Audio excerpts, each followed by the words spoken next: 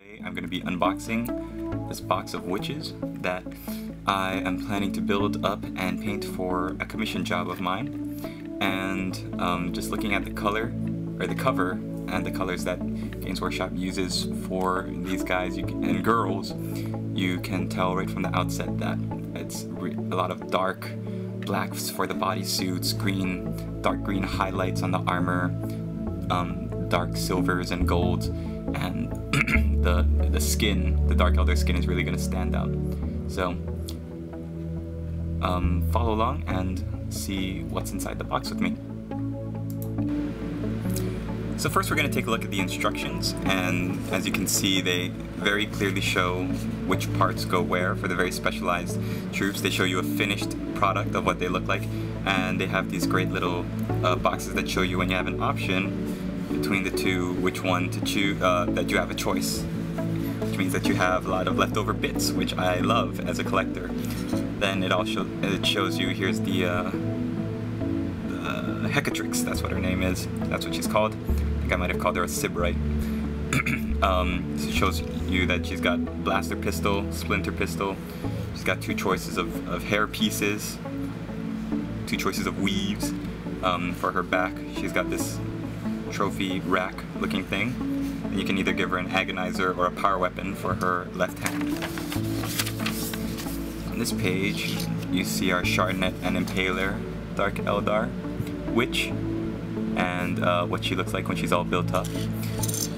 And then down here you see the witch with the razor flails. What I think is really interesting is that you know, these parts are all interchangeable. There's nothing that says you need to give this guy the bald head, or you need to give the other guy here the faceless mask, the Cobra Commander mask.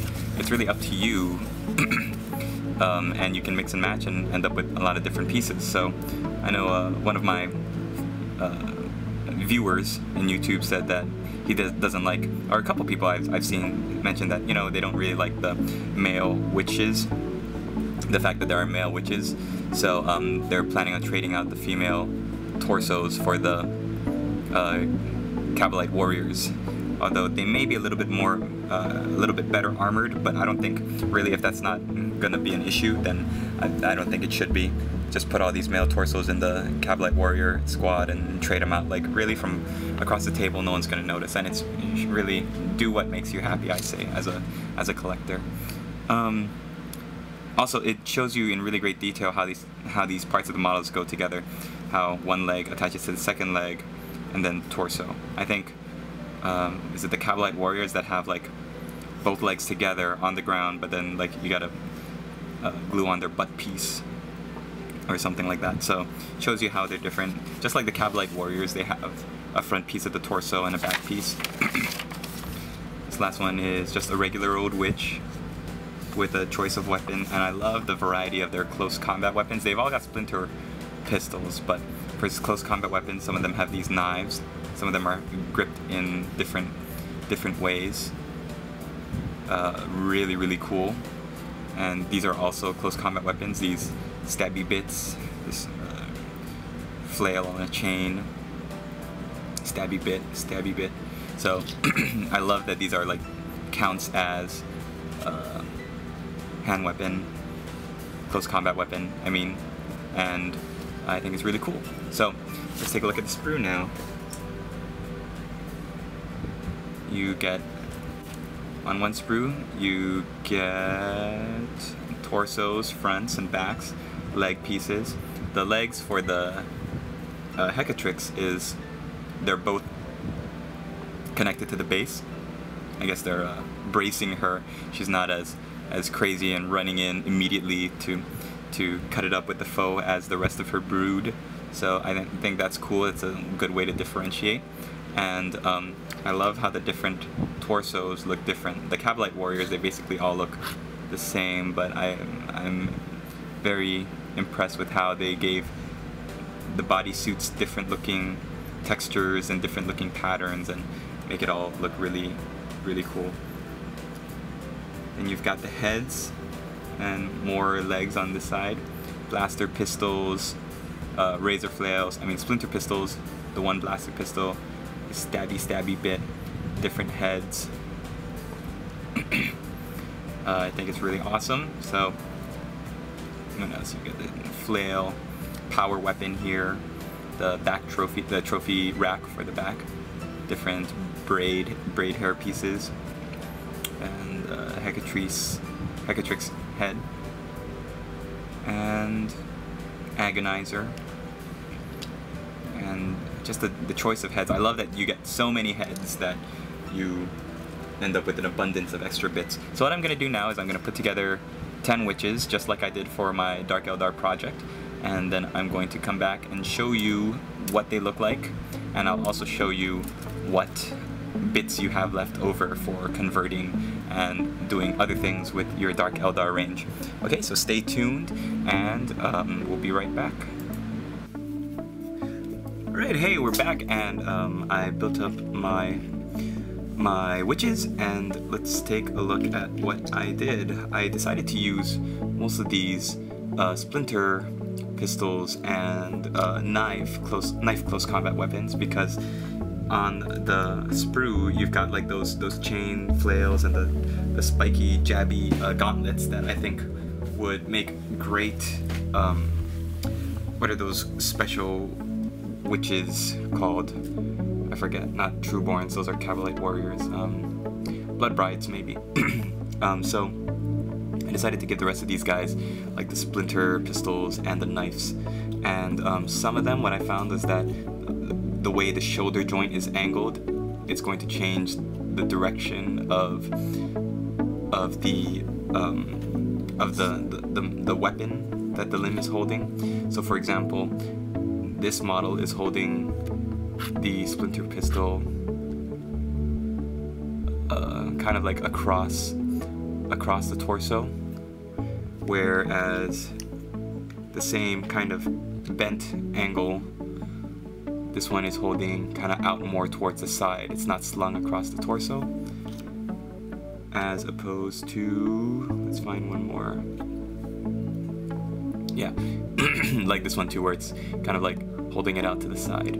Some of them, the knives are in this reverse grip that I think is super cool. This one I decided to do with this bladed kind of weapon, kind of like this dude is holding it behind him, tucked behind his back, and then it just brings it around like with the elbow, like running, shooting, and then just like that. So I think that's pretty cool. I've got 2 boxes of these that I have to build up for my client, so I decided to build one of them with a male Hecatrix and the other is a female Hecatrix, and to make it like they're twins, one's a boy and one's a girl. I think that's pretty kind of fluffy.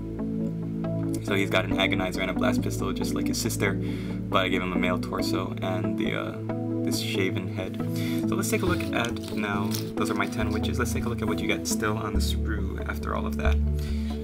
You get, if you decide to build a full squad of 10 with one of them as a Hecatrix with the special weapon, and if you decide to build one with the special weapon, so like my Hecatrix has a blast pistol and an agonizer, and I gave this one girl these Hydra gauntlets, which means that you get 2 extra close combat weapons. You can also get whatever special weapon you didn't use, so in this case the Shardnet Impaler.